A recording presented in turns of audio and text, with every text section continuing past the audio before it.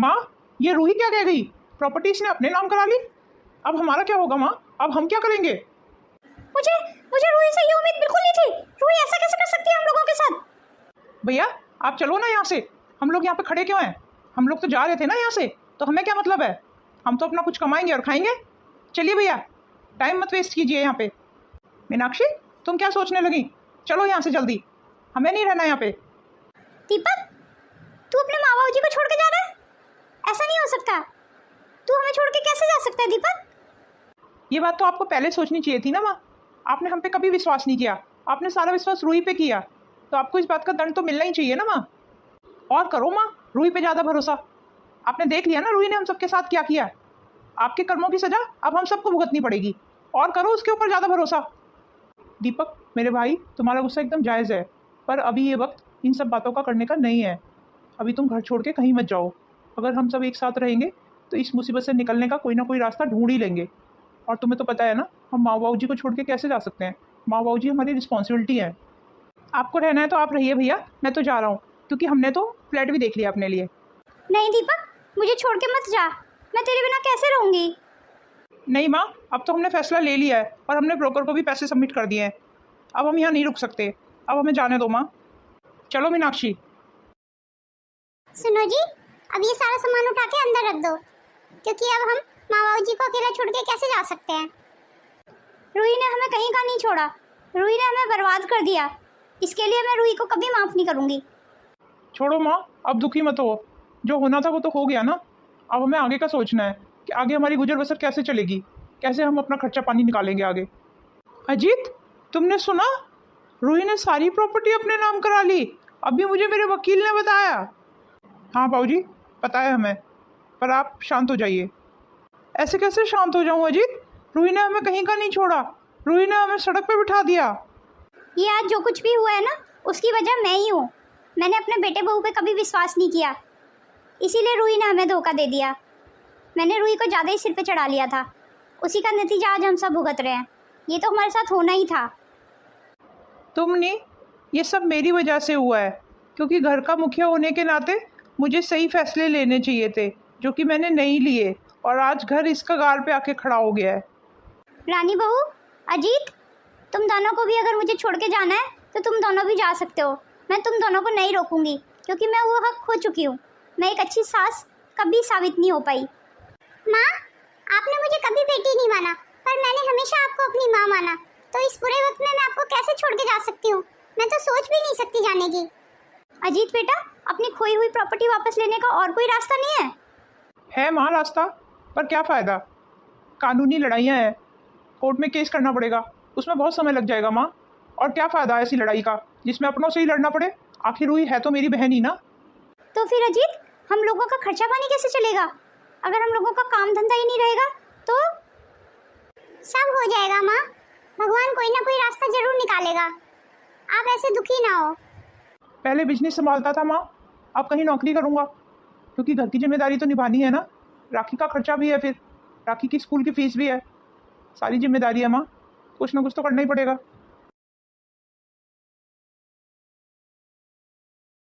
ये रानी बहू कहाँ रह गई?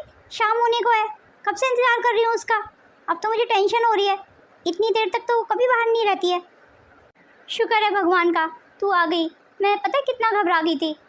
वो माँ, मालकिन के घर उनके रिश्तेदार वगैरह आए हुए थे, तो घर में बहुत काम फैल गया था, तो वो सारा काम करते करते लेट हो गई मैं। रानी बेटा, तुझे मुझ पर कभी गुस्सा नहीं आता? आज तो हम लोगों की रिस्पॉन्सिबिलिटी निभाने के लिए दूसरों के घरों में काम कर रही है, बच्चों को ट्यूशन पढ़ा रही है। उसके बाद भी मैंने कभी तेरे चेहरे पे चिड़चिड़ाहट नहीं देखी।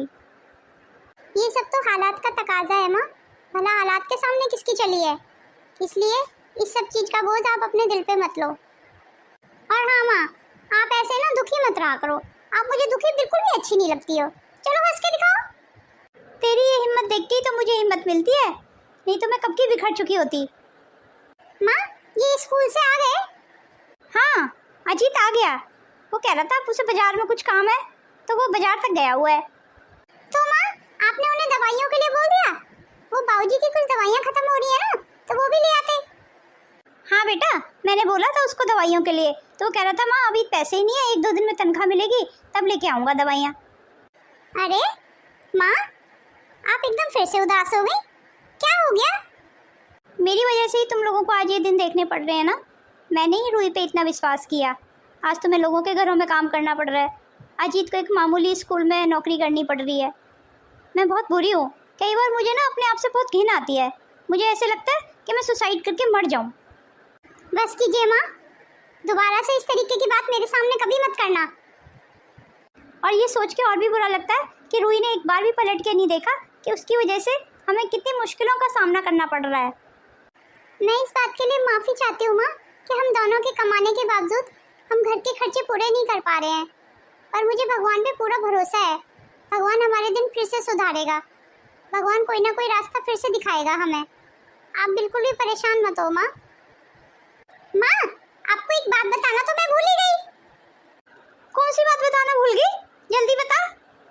मेरे 2 स्टूडेंट कह रहे थे कि उन्हें मेरा पढ़ाया हुआ बहुत अच्छे से समझ में आता है।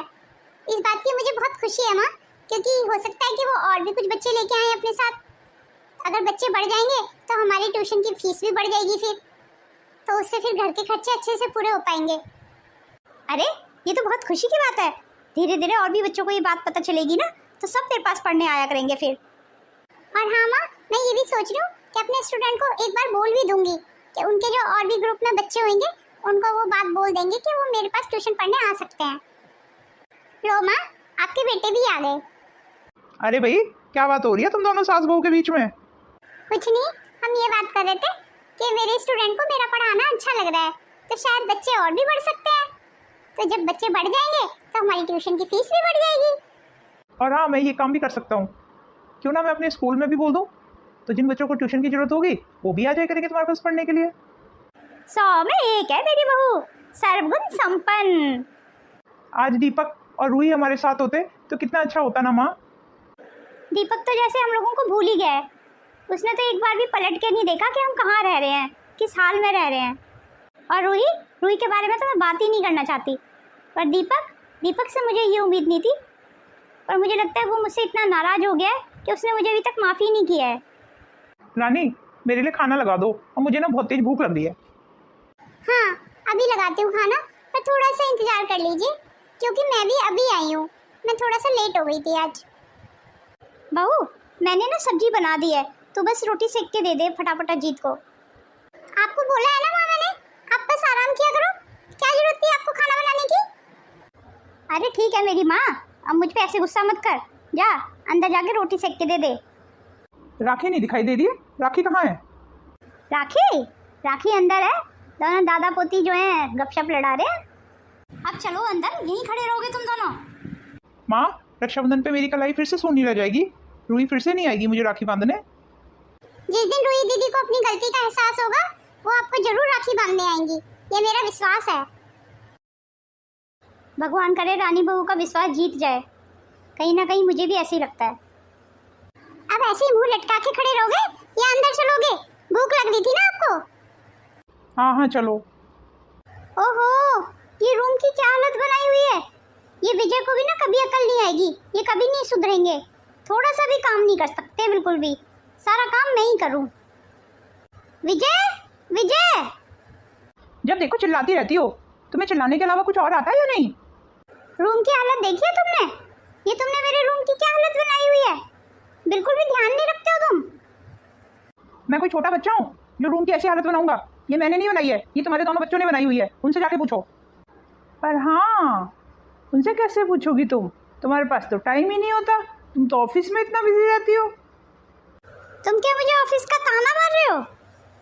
खैर, मैं भी कहाँ सिर पटक रहा हूँ। जो अपनी माँ बाप की नहीं हुई वो मेरे और मेरे बच्चों की कैसे सगी होगी। और आइंदा से मुझसे थोड़ा नीची आवाज़ में बात करना। मुझे तुम्हारी ऊंची आवाज़ बिल्कुल पसंद नहीं है। ये तुम क्या कह रहे हो विजय? मैंने जो भी कुछ किया वो तुम्हारे और अपने बच्चों के लिए ही तो किया। खबरदार रूही, जो मेरा और मेरे बच्चों का नाम लिया। तुमने जो किया वो अपने लिए किया। हमने कभी नहीं कहा था कि तुम अपनों को ही छलो। और हमें ऐसे पैसे की ज़रूरत नहीं है जिसमें अपनों की हाय छुपी हो। तुम्हारा पैसा तुम्हें मुबारक हो। मेरे बच्चों के लिए मैं हूँ अभी। जब से मैंने अपनों का हक छीना है, तब से जैसे मेरे घर की शांति भंग हो गई है। मेरे जीवन से शांति कहीं चली गई है।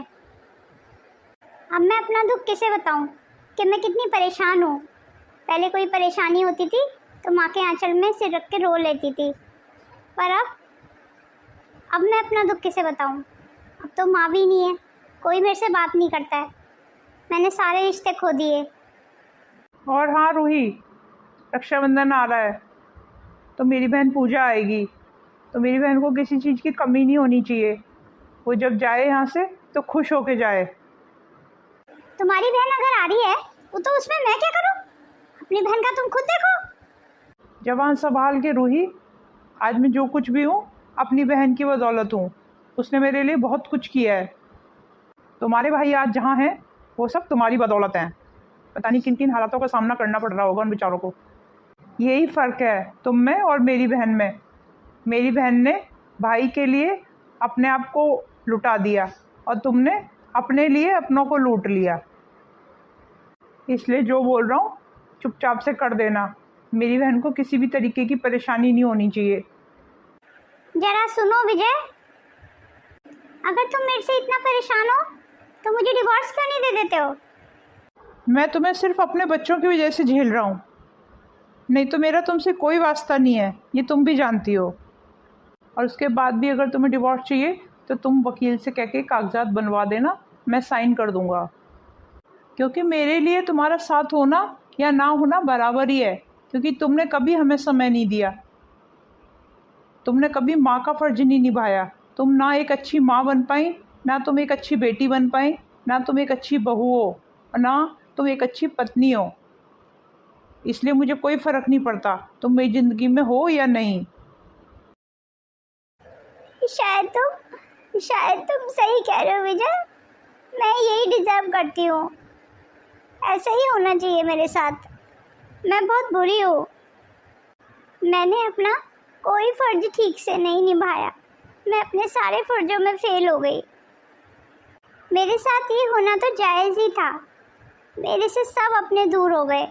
मेरे से मेरा पति बात नहीं करता, मेरे बच्चे मुझसे बात नहीं करते, मेरा कोई नहीं है। मैं बिल्कुल अकेली पड़ गई हूँ माँ। आज मुझे तुम्हारी बहुत याद आ रही है। ऐसी माया दौलत का मैं क्या करूँगी माँ? मुझे कुछ नहीं चाहिए, मुझे आप लोग चाहिए हो बस। आप कहाँ हो माँ? मुझे आपकी बहुत याद आ रही है।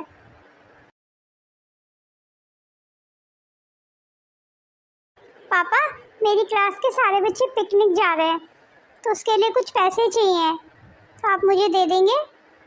बेटा तुम अभी पिकनिक कैंसिल कर दो। तुम्हें पता है ना पापा का हाथ अभी तंग चल रहा है, अभी तो घर के खर्चे ही पूरे नहीं होते हैं, तो तुम्हें अगले साल भेज देंगे पिकनिक।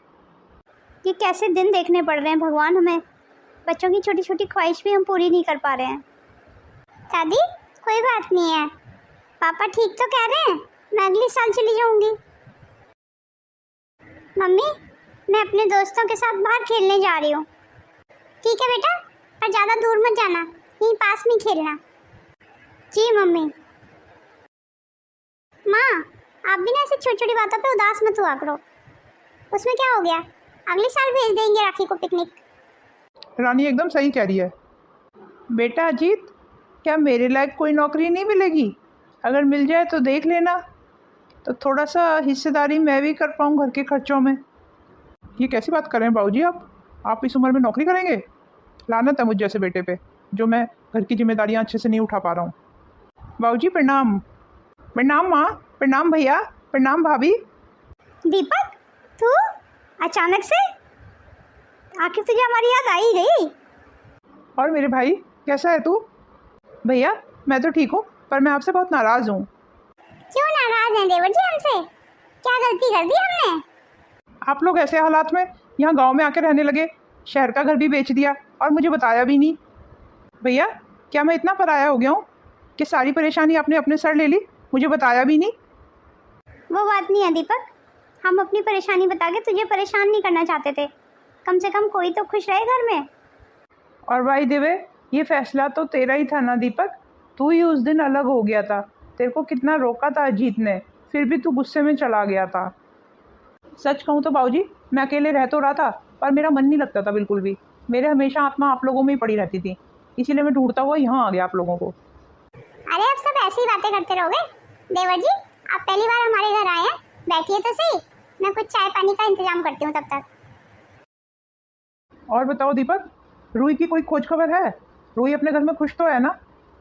ये क्या भैया, इतना सब कुछ होने के बाद भी आप रूही की फिक्र कर रहे हैं, रूही को याद कर रहे हैं, जबकि रूही ने हम सबको बर्बाद कर दिया, आप लोगों को इस हालत में पहुंचा दिया।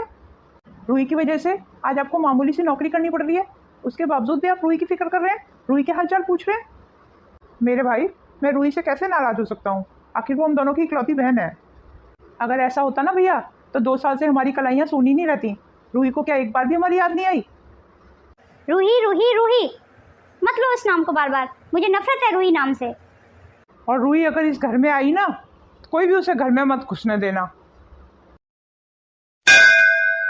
अरे कौन आया है इस समय? आ रही हूँ अभी। आप यहाँ? आपकी हिम्मत कैसे हुई आने की? हमारा सब कुछ लूट के भी आपको शांति नहीं मिली? या कुछ और बचा कुचा लूटने आई हो? अब नहीं है हमारे पास कुछ भी, जाओ आप यहाँ से। मीनाक्षी, तुम मुझे कितना भी कोस लो, कितना भी बुरा भला कह लो, मुझे बिल्कुल बुरा नहीं लगेगा, भले ही डंडा उठा के मार दो मुझे। और सच्चे मन से मैं यहाँ आई हूँ सिर्फ ये पूछने कि माँ बाबूजी और भैया भाभी कहाँ हैं, ताकि मैं अपनी गलती का प्रायश्चित कर सकूँ। मैंने आप सबके साथ बहुत गलत किया, एक बार मैं अपनी गलती सुधारना चाहती हूँ, बस मुझे एक मौका दे दो, मुझ पे विश्वास करो प्लीज़। पता नहीं क्यों विश्वास होता नहीं है आप पे, पर चलो कर लेती हूँ एक बार विश्वास। और ये भी अच्छा हुआ कि आपको अपनी गलती का जल्दी एहसास हो गया। वो मैं माँ बाबूजी के पास गई थी, वहाँ मुझे पता चला उन्होंने अपना घर बेच दिया है, और आस पड़ोस से पता चला कि किसी गांव में जाके शिफ्ट हो गए हैं। और मुझे बहुत बुरा लगा कि मेरी वजह से आज वो इन हालातों को भुगत रहे हैं। मुझे एक बार बता दो मीनाक्षी, अगर तुम्हें पता है कि माँ बाबूजी कहाँ हैं। मैं अपनी गलती का एक बार प्रायश्चित करना चाहती हूँ, माँ बाबूजी और भैया भाभी के पास जाके उनका सब कुछ उन्हें वापस दे देना चाहती हूँ, ताकि मेरे मन को शांति मिले। मेरे यकीन करो, मैं झूठ नहीं बोल रही हूँ। अगर ऐसा है तो आपने बहुत अच्छा फैसला लिया है रूही दीदी। और पता है रूही दीदी, अच्छी बात यह है कि अब तो रक्षाबंधन भी आ रहा है। तो चलिए मीनाक्षी भाभी, देर किस बात की है, मैं सबसे मिलने के लिए मरी जा रही हूँ। बस भी कीजिए ना भैया, अब कितना रोते रहेंगे अब आप? दीपक, तू तो जानता है रक्षाबंधन है, क्या इस साल भी हमारी कलाई सूनी रह जाएगी? भैया बस कीजिए, आप रूही को भूलने की कोशिश कीजिए। रूही ने हम सबको धोखा दिया, मैं तो उसे कभी माफ़ नहीं करूँगा। तू ठीक कह रहा है मेरे भाई, पर मैं क्या करूँ? तीज त्यौहार पे अपनों की बहुत याद आती है, वो मेरी इकलौती बहन है, मैं उसे कैसे भूल जाऊँ? आज रूही की वजह से हम सब बर्बाद हो गए, उसके बाद भी तू उसको याद करता रहता है। तेरा जैसा भाई और बेटा भगवान किस्मत वालों को ही देता है। मैंने कुछ बहुत पुण्य किए होंगे जो तेरे जैसा बेटा मुझे मिला। अब तू अपना दिल छोटा मत कर और रूही को भूलने की कोशिश कर, क्योंकि तू एक अच्छा भाई है, पर रूही कभी भी एक अच्छी बहन साबित नहीं हुई। माँ ने एकदम ठीक कहा अजीत, मैं कभी भी अच्छी बहन साबित नहीं हुई, मैं एक बहुत बुरी बहन हूँ, तुम मुझे भूल जाओ। तू, तेरी हिम्मत कैसे हुई यहाँ आने की? चली जा वापस यहाँ से। माँ मुझे माफ़ कर दो, आज ज़िंदगी ने मुझे बहुत बड़ा सबक दिया है कि ज़िंदगी में पैसा ही सब कुछ नहीं होता है, अपनों की बहुत ज़्यादा ज़रूरत होती है। हाँ माँ, आप रूही दीदी पे विश्वास कर सकती हो, रूही दीदी एकदम ठीक कह रही हैं, आप उन्हें एक बार माफ़ कर दो। माँ, आप लोगों के जाने के बाद मुझे अपनों की अहमियत का एहसास हुआ। मुझे लगता था पैसा ही सब कुछ है, पर धीरे धीरे मैंने ये जाना कि पैसा कुछ नहीं है, अपनों का साथ सब कुछ है। मेरे अपनों ने मेरा साथ छोड़ दिया, धीरे धीरे विजय ने भी मुझसे बात करनी छोड़ दी, मेरे बच्चे भी मुझसे बात नहीं करते थे, यहाँ तक कि मेरे ससुराल वालों ने भी मुझसे बात करनी छोड़ दी। मैं बिल्कुल अकेली पड़ गई माँ। तब मुझे पता चला कि मैंने कितनी बड़ी गलती कर दी है, इसलिए मैं अपनी गलती का प्रायश्चित करने के लिए आप लोगों को ढूंढती हुई यहाँ आ गई। माँ, अपनी नाराज़गी छोड़ भी दो ना, वैसे भी आपको पता है हम भाई बहन एक दूसरे से अलग नहीं रह सकते, और वैसे भी आज रक्षाबंधन है। ये रिश्ता ही कुछ ऐसा है माँ कि भाई बहन एक दूसरे से अलग रह ही नहीं सकते, साल भर चाहे अलग रहें, पर आज के दिन भाई बहन मिल ही जाते हैं। धन्यवाद मेरे भाई, मुझे माफ़ करने के लिए और मुझे समझने के लिए। तुम वाकई बहुत अच्छे हो और हमेशा ऐसे ही अच्छे रहना। पता है तुम दोनों भाइयों के बिना तुम्हारी ये बहन अधूरी है। तुम क्या जानो पिछले 2 रक्षाबंधन मैंने कैसे गुजारे हैं तुम दोनों के बिना, मुझे कितनी याद आई थी। मेरी सब गलतियों को जानते हुए भी तुम दोनों मुझे माफ़ करके मुझसे राखी बंधवाओगे ना? आप ऐसे ही मुंह बना के रखेगी या हंसेगी भी? हाँ भैया एकदम सही कह रहे हैं, ऐसे मुंह बना के मैं राखी बांधेगी क्या? चल हंस के दिखा। अजीत, पहले मुझे मेरा गिफ्ट दे, तभी तुझे राखी बांधूंगी। इस बार तेरे भाई के पास तुझे देने के लिए कोई कीमती गिफ्ट नहीं है मेरी बहन। इस बार पैसों की बहुत तंगी है, तो तेरा गिफ्ट मुझ पे उधार रहा, वक्त आने पे दे दूंगा। पर इस बार मेरे पास कुछ है तुम्हें देने के लिए। ये कैसे कागजात हैं रूही? जो प्रॉपर्टी मैंने तुमसे ली थी वो मैं सारी वापस कर रही हूँ आज तुम्हें। इसमें वही सारे पेपर हैं। और अजीत, मैं माफ़ी चाहती हूँ कि मेरी वजह से 2 साल तुम्हें इन हालातों का सामना करना पड़ा। सब कुछ होते हुए भी तुम्हें इस हाल में यहाँ रहना पड़ा। और अजीत, अब वापस आ जाओ शहर और अपना शहर का सारा बिजनेस संभालो। मेरे बस की नहीं है कुछ भी संभालना। वापस तो आऊँ मैं, पर एक शर्त पे। वो क्या अजीत? सारे पैसे की देख रेख तो तुझे ही करनी पड़ेगी, है मंजूर तो बोल।